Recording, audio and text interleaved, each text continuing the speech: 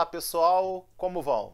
Tudo bem com vocês? Nesse vídeo a gente vai aprender sobre islamismo. Meu nome é Ronald Lopes, eu sou historiador e meu canal é destinado dos estudos sobre a perda, a morte do morrer, dos lutos, baseado nas perspectivas histórica, psicanalítica e teológica. Então pessoal, no vídeo de hoje a gente vai estar inaugurando aí a questão do islamismo. Então a gente vai falar aí do islamismo numa perspectiva histórica, psicanalítica e teológico, tá certo? E a gente vai dar encaminhamento nos estudos sobre a morte. Rituais islâmicos, sepultamentos islâmicos, enfim. Então vem comigo que o vídeo de hoje é só sobre a história do islamismo. Bom, pessoal, o islamismo é uma religião muito estranha, né? Então ela é do Oriente, o certo mesmo é a gente contar aqui uma história baseado em algumas bibliográficas, algumas fontes primárias também, que eu vou estar falando ao longo desse vídeo, tá bom? Então é assim, começa assim. Muhammad ibn Abdallah fundou dois pensamentos lá no ano de 610, ali onde a gente chama o que é hoje o Irã, o Iraque, na Península Arábica, né? Abre aspas aí para você entender. Testemunho que não há outra divindade além de Deus, fecha aspas. E um segundo pensamento, abre aspas aí. Mohammed é o mensageiro de Deus, fecha aspas. Bom, pessoal, muita gente estranha a religião islâmica. Mas eu acredito que, por não conhecer essa religião, é que as pessoas têm essas sensações. E por conta disso, elas acabam chamando a fé maometana, ou inclusive esse nome, maometismo, de terrorismo, e fica muito pejorativo. Mas segundo a história sagrada do povo árabe, assim como você tem o povo do cristianismo, a história sagrada, né? Começa lá com Abraão, que quando Sara duvida da promessa de Deus sobre ter um filho, e doou a Agar, a egípcia, e deu por mulher a Abraão, seu marido. Você pode conferir isso na sua Bíblia, por exemplo, lá em Gênesis capítulo 21. Mas na versão islâmica tem uma pequena diferença. Agar e Ismael foram levados por instruções divinas até a cidade de Maaca. E ainda quanto Isaac nem tinha nascido ainda. O filho da promessa nem tinha nascido e essa história começou. Lembrando que Ismael é o filho de Agar com Abraão e que vai sair o islamismo. Era o filho mais velho, 14 anos mais velho que Isaac, o filho da promessa lá do cristianismo. Depois disso, pessoal, Abraão vai se encontrar com Ismael e vai ajudar a construir Caaba na versão islâmica. Não sei se você conhece, mas se você colocar na internet, aí você vai ver que Caaba é aquele quadrado que todo islâmico vai ali todo ano. A gente vai entender também que ali tem um meteorito. Então, na construção da Caaba, diz lá que nos versos das suratas do Alcorão, no capítulo 2, no verso 127, que aquele local não foi por acaso. Aquele local foi escolhido por Deus para transmitir a herança e o conhecimento e a revelação na escolha de Ismael como filho da promessa, desde o início da terra dada a Adão. Aquele lugar é sagrado, é um santuário da terra para os muçulmanos. O lugar era a mediação entre o sagrado e o profano naquele lugar. É uma espécie de lugar simbólico.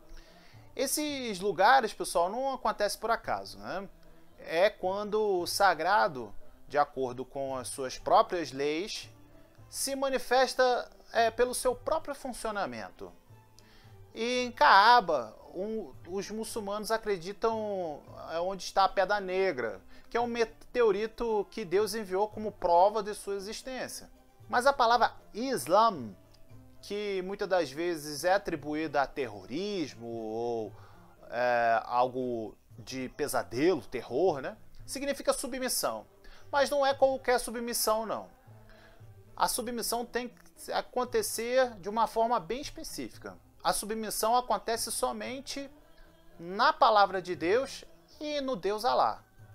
Não pode haver contestação. Isso que significa submissão, ou seja, Islã. Mas a gente acaba mobilizando outros filósofos de linhagem islâmica, obviamente, os chamados falais sufi, que daí vem os falais sufitas, que são os filósofos que contestavam e explicavam a palavra de Deus, o Alcorão. E esses caras vão falar que o islamismo foi uma tentativa de racionalismo da fé grega. Sobre isso procede verdadeiramente. Porque se você checar lá a história e lendo os livros desses caras, você vai ver que em grande medida existem dois movimentos aí. O primeiro tende a ver o século 8 e 9, quando tropas islâmicas vindas da África já chegaram na Europa escravizando todo mundo, fazendo arruaça, escravizando os europeus, né? E o segundo movimento, do século 10 e 11, que é mais tardio, tem uma espécie de revivamento do conhecimento islâmico, quando o árabe Avicena utiliza conhecimentos gregos antigos para estruturar sua filosofia árabe medieval. Por isso que o pessoal às vezes até confunde aí e não separa a história sagrada, né, as religiões, do seu sentido histórico. Porque o que acontece? Realmente é muito difícil nas religiões separar, na história das religiões, o sentido estrito e a história sagrada. A história hierofânica, ou seja, de manifestação do sagrado. Uma espécie mais de teológica. Para mim as duas coisas são muito juntas e em grande medida não pode ser separado. Mas é aí que a gente pode dizer uma diferença significativa entre o islamismo e a cultura religiosa judaico-cristã, ou a história sagrada do cristianismo. O islamismo tem a revelação do próprio Alá no livro do Alcorão, enquanto que a Bíblia apenas foi inspirada por Deus, a Bíblia cristã. Mas você pode conferir isso, tudo que eu estou dizendo numa entrevista com a Carmen Armstrong sobre a distorção do Islã pelo Ocidente. Porque o que acontece, pessoal? Realmente é muito complicado você fazer uma leitura do islamismo sendo ocidental. Isso procede sim. Mas isso não impede da gente tentar fazer. A gente tem que pelo menos tentar, né? E uma outra coisa que eu queria falar para vocês é que tem o orientalismo do Edward Said, que é um historiador, enfim, que ajuda muita gente a entender essas coisas, tá? Com relação a Carmen Armstrong, tem o livro Fundamentalismo no Islamismo, Cristianismo e Judaísmo. Esse é o livro dela. Você pode estar conferindo tudo isso aí que eu estou dizendo. Então a gente acaba entrando na história do fundador do islamismo, né? O que acontece? Discussões aí que fala de fundador histórico, se Maomé existiu ou não, mas isso é outra questão. Mas a gente sabe que ele é descendente direto da linhagem de Ismael. Nasceu em Abu Raal em 22 de abril de 610. A família dele era dos Coraixitas, que era uma família muito respeitada, uma família, digamos, não rica, mas abastada. O que acontece? Maomé, então, passou por situações que, mesmo estando abastado, foi muito difícil para ele. Perdeu o pai Abdallah muito cedo e a sua mãe, Amina, faleceu quando tinha 6 anos e ficou aos cuidados do avô, Abdalib, de 76 anos. Mas, infelizmente, quando Maomé tinha 12 anos, o seu avô morre. E Maomé, mais uma vez, passa a ser cuidado pelo seu tio, Abu Talib, que era meio um tio-avô distante dele, mas que foi importante porque foi comerciante e ele podia sustentar Maomé. Maomé era muito honrado, mas tinha poucos sorrisos. Tinha um temperamento forte, sua personalidade também. mas não deixou escapar certa depressão quando a amada esposa, Khadija, morreu. Ela tinha uma diferença aí de 15 anos mais velha do que ele. Mas alguns historiadores falam que era prima dele, alguma coisa assim. Outros falam que era uma viúva rica, que Maomé acaba casando com ela por interesse. A questão é que eles viveram 26 anos juntos. E Khadija deu a ele 4 filhas. Ou melhor dizendo, 4 filhos. 2 filhas e 2 filhos. É assim que a gente vai entrar sobre os ritos de sepultamento. Aqui, pessoal, eu não vou entrar na questão que os filhos dele se desdobraram no Império Califado, no Império Abásida. Eu sei que isso tudo é muito interessante, mas eu vou ter que fazer esse recorte por conta do vídeo que a gente está tratando aqui, para a gente minimamente comentar um pouco sobre a história da morte no islamismo. E a base com que a gente pode trabalhar é o livro do Talal Assad, que é um antropólogo da genealogia das religiões. Ele não fala especificamente de cemitério, mas você tem aí um suporte teórico muito bom para você poder seguir nos seus estudos. Enfim, pessoal, essa questão do Império Abásida, Califado, se vocês quiserem eu posso fazer um vídeo só sobre isso. Mas aí vocês comentam, curte também, que a gente vai estar respondendo aí e fazendo um vídeo também. Vamos voltar. Imagine um cemitério muçulmano se negando receber e sepultar um corpo. Imagina isso. Pois é. Mas foi isso que aconteceu em Viena, no dia 2 desse ano de novembro, onde um terrorista matou 4 e deixou 22 feridos. A gente fica muito preocupado com Covid e tal, mas esse atentado aconteceu e foi reivindicado pelo Estado Islâmico, que eu posso depois comentar sobre o Estado Islâmico. Mas o que aconteceu foi que Qutim Fethullah, que tinha 20 anos, iniciou um tiroteio perto de uma sinagoga judaica e foi abatido pela polícia rapidamente. O administrador do cemitério, que foi o primeiro na região destinado aos praticantes islâmicos na Áustria, afirmou que algumas pessoas manifestaram aversões aos próprios islâmicos ou se manifestaram contra o enterro do corpo do terrorista desse cemitério. E eles alegaram que esse terrorista não podia ser enterrado lá porque era um assassino. Allah acertará as contas com ele, mas sentimos que a gente tinha que fazer algo no aqui e agora. No islamismo tem essa materialidade religiosa, né, pessoal? Enfim, por que eu estou falando isso? Numa notícia lá da Áustria, de Viena, enfim, longe aqui do Brasil. Porque isso é um fato bem marcante das questões islâmicas. E a gente sabe que no Brasil também tem cemitérios islâmicos, né? E que são poucos pesquisados. Você vai ver que tem cemitério islâmico no Rio de Janeiro, Belo Horizonte, Curitiba, Recife, Salvador, São Paulo. Por que eu estou falando isso, pessoal?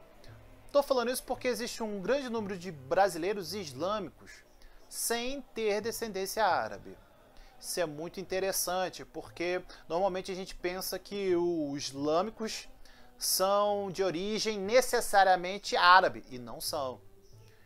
Estima-se aí que habitam 1 milhão, mais ou menos, de islâmicos aqui no Brasil. Isso acontece que a partir dos anos 90, as comunidades muçulmanas se voltam para atividades de meio que catequização, divulgar o Islã com mais afinco, um processo aí de cartilha, né, de panfletagem aí. Então a gente vai ter mais mesquita e mais cemitério, né, pessoal? E tendo mais cemitério é o que interessa aqui pra gente, pro nosso vídeo. É preciso entender como é encarada a morte islâmica. A morte islâmica é encarada como rito de passagem, através ao qual o muçulmano pode entrar aí num estado limiar até o julgamento final. Essa crença nesse julgamento final, o que vai acontecer, pessoal? é na vida após a morte, que vai ser um dos elementos da escatologia islâmica. Vai ser um pouco parecido com o cristianismo, mas tem que se ligar nas diferenças. Para os islâmicos, a vida terrena, Tunísia, é preciso perceber como transitória, como parte de um longo processo de preparação para a vida eterna. E aí eles têm uns termos específicos, né? Eu não sei falar árabe, mas eles têm uns termos bem interessantes para paraíso, para céu. Até aqui parece com o cristianismo. Mas as semelhanças ainda não param por aí. Se você abrir o Alcorão, você vai ver que as prescrições religiosas são a base para julgar o crente islâmico. Para poder dividir isso, você tem as recompensas e as punições.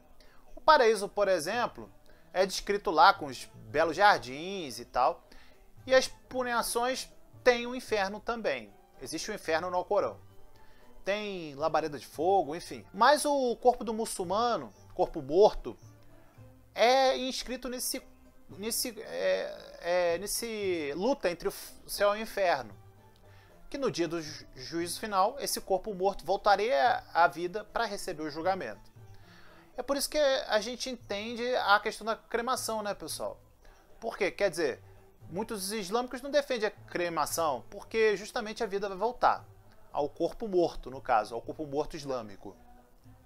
Mas isso aí também depende da tradição religiosa, se o corpo morto estiver inserido em determinada concepção. Bem, os rituais islâmicos, em especial o corpo do morto, só devem meio que ser praticados apenas por muçulmanos. Não devem ser praticados por outras pessoas que não sejam muçulmanas. Por quê? Porque tem uma ação ritual específica de acordo com as condições da morte da pessoa em questão. E a preparação do ritual envolve todo um sistema de objeto, prece, substâncias, enfim. Então você tem que ter uma familiaridade para lidar com o corpo morto muçulmano. E também que as recomendações a respeito dos modos, dos modos como se constrói os locais de sepultamento, tem que ter minimamente as diretrizes também na hora do sepultamento para as famílias. Uma vez que também esse pessoal participa do ritual. Já que o ritual em si, nas liturgias islâmicas, envolve toda uma coletividade, né? Especificamente nessas liturgias. Essas pessoas, então, juntamente com o sistema de coisas, nas prescrições religiosas, é que fazem o corpo morto muçulmano. As regras rituais, então, elas partem de duas vertentes. Dos textos corânicos, que são chamados de hadiths, e também da jurisprudência que regulam dentro da teologia islâmica, os hadiths. No entanto, dada a complexidade dessas informações que eu estou falando aqui, muitas vezes a liderança faz uma espécie de panfleto para poder entender o que está acontecendo nos rituais de sepultamento. Se você for lá nas mesquitas sunitas do Rio de Janeiro, você vai ver isso. As comunidades também estão passando por um monte de transformação e acabam diversificando o campo religioso brasileiro. Eles apenas, então, reforçam a questão da divulgação do Islã para que outras pessoas possam se converter, assim como também o cristianismo faz todo um processo de conversão que se chama evangelização e panfletagem, enfim. Então, o que acontece? Isso vai marcando a memória coletiva, vai marcando a paisagem religiosa, de modo que você acaba gerando um sentimento de pertencimento e um sentimento de permanência nesse lugar do sagrado. E o cemitério muçulmano são também são expressões materiais do sagrado. Então, para você entender o sagrado deles, é preciso entender os cemitérios muçulmanos, que são marcadores de identidade étnica e muçulmana, que faz do Brasil a sua casa. para viver e também morrer. Então o que acontece, pessoal? Para a gente finalizar esse vídeo, e aí eu vou concluir aqui dizendo o seguinte, que é através dos cemitérios e das diferenças de visão doutrinal que conecta o sagrado em diferentes momentos históricos, que a gente pode ver que não é só a mudança, né, nas formas de interpretar as ideias religiosas, mas essas ideias são materializadas em corpos, em túmulos, em lápide, em decoração e todo o apetrecho cemiterial. E também, pelo cemitério islâmico, a gente pode perceber o que ocorre no próprio campo religioso brasileiro. Tá bom, pessoal? Bom, é isso. Eu vou ficar por aqui. Um grande abraço para vocês. Que no próximo vídeo a gente vai falar de psicanálise e a relação que se tem com o islamismo. E eu espero vocês lá. Um grande abraço, dê seu like, pode comentar, vou estar respondendo. Um abraço e até a próxima.